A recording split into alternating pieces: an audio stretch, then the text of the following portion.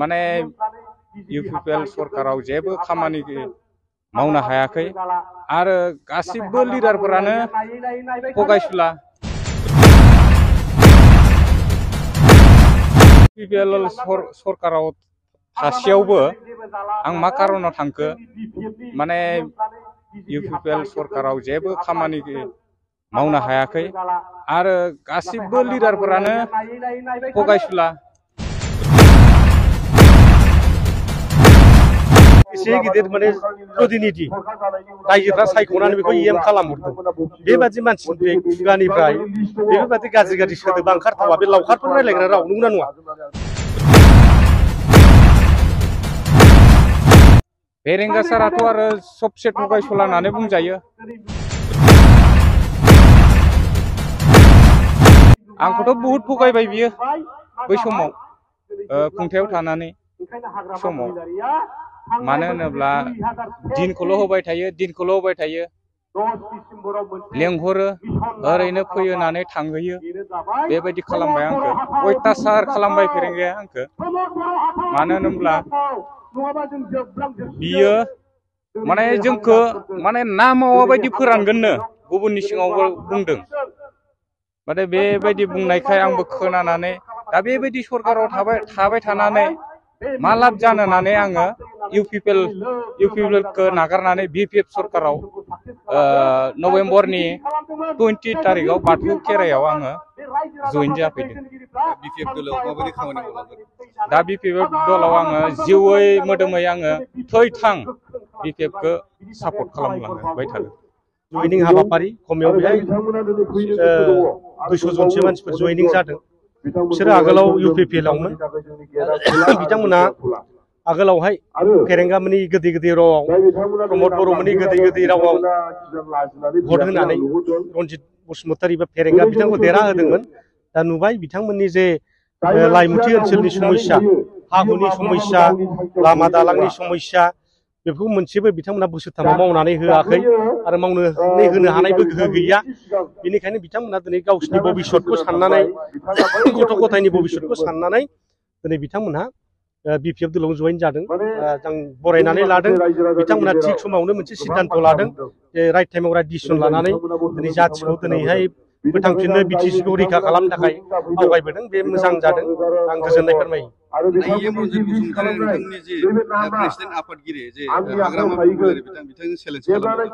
बिथाङा जिखुनु जा बियाबावनो गेलेया मानो बिथाङा बेजों चेलेन्ज खालामो बेथ' बे फेरेंगानि राव जानो हागौ खिन्थु बे फेरेंगाया बे बिटिसिया मा बुस्थु दाबो बुजियाखै बे हाग्रामा महिलारिखौ गाज्रि गाज्रि भाषायैबो बुंबाय थायो जाम्बा खिबु सुनो रोङै बेबादि बाथ्रा होनो दा सासे एसे गिदिर माने प्रतिनिधि रायजोफ्रा सायख'नानै बेखौ इएम खालामहरदों बेबादि मानसिनि खुगानिफ्राय बेफोरबादि गाज्रि गाज्रि सोदोबा ओंखारथावा बे लावखारफोर रायलायग्रा राव नंगौना नङा लावखारफ्रासो मोसौ गुमनायाव रायलायो बेबादि भाषाखौ दा बे सासे माने जयगथा गैयै सासे नेता आरो हाग्रामा महिलारिखौ जाम्बा बुंनाय माने माबले हाग्रामा महिलारिया बै समावहाय बै बड'फा उपेन्द्र ब्रह्म दैदेननाय आन्दलननिफ्राय बिथाङा दंखायो आरो गावनो नेतृत्व लानानै बिटिसि सुक्ति खालामबाय बिटिसिखौ 2 जिल्ला खालामनानै 9000 स्कुवेर किल'मिटार हाखौ दिनै बिथांमोना सिमा बोनानै बिटिसिखौ 17 बोसोर सालायबाय दा एसे गिदिर डेडिकेटेड नेता जाय नेताया बर' जाथिनि थैनाय थांनाय भबिष्यतखौ लानानै दिनैहाय एसे गिदिर सुक्ति खालामनानै दिनै रायजोफोरखौ बेंगासिनो दं रायजो राजाफोरनो दिनै खामानि होगासिनो दं साख्रि बाख्रि होगासिनो दं फरायनायनि बेबस्था खालामगासिनो दङ दा बेबादि मानसिखौ जाम्बा होनोबा दिनै रायजो राजाफ्रा बिजिरनो हानाय गोहो दंसै दा दिनैहाय फेरेंगाया जे बेसेबां गियानि मानसि बेखौ मिथिगोन फेरेंगा बादि मानसिया बे बेंटल कलेजाव साख्रि मावदोंमोन कलेज प्रभिन्सियेलाइज जानाय समाव नाम फैफायैनिसो थाखा ब्रुं ब्रुं रिन जानानै बिथाङा उफाय गैयैनि फैसा लाग्राफोरजों नागिरजाबाय थानायनि बिथाङा खारनानै एनडिपिआव जयेन जाहैदों दा बे ट्रेनिं लानाय सासे केदार नामा जेबो गैया बेहा जातिनि जेबो सेन्टिमेन्टआनो गैया बोरैबा एक्सिडेन्टेलि बोरैबा दा लिडार जाफैलाबायनानै इएम जाफैबाय दा खाफाल गेवदों बिथाङा दा बेबादि मानसिया बेबादि बुंनो समाया हाग्रामा महिलारि सारखौ सोरखौबा खिब्रमा बुंनाय खिबु सुनो रोङै बुंनाय बेबादि मानसिनि खुगानिफ्राय बे रावा ओंखारथावा आं दिनै बिथांखौ धिक्कार होयो आं दिनै बिथांखौ बेबादि रावनिफ्राय गोजानाव थानो खावलायदों आरो दिनै तारिखआव गाबोन जुदि इलेक्सन जायो बिपिएफआ 35टानि बारा मोनगोन जों बेखौ चेलेन्ज खालामनो हायो दा ओरैबादि मोनसे मोजां पजिशनाव फैबाय BPF आ गाबोन इलेक्सन खालामबाबो UPPL निफ्राय सासेबो देरहानाय नङा बे दिनै प्रमान जादों मानोना दिनै तामुलपुर प्रमद बर'नि जायगा बेवहायनो दिनै रोजा रोजा दाख्लैबो छात्रफ्रा 800 जननि बारा जइन जादों इयुथ्सफ्रा छात्रफोर इयुथ्सफोर आरो दिनै हाजार हाजार जइन जाबाय थादों बिसिनि एरियायाव लाइमोनफ्रा नोंथांनि BPF हान्जायाव जयनिं जाबाय थादों नाथाय लाइमोनफोरनि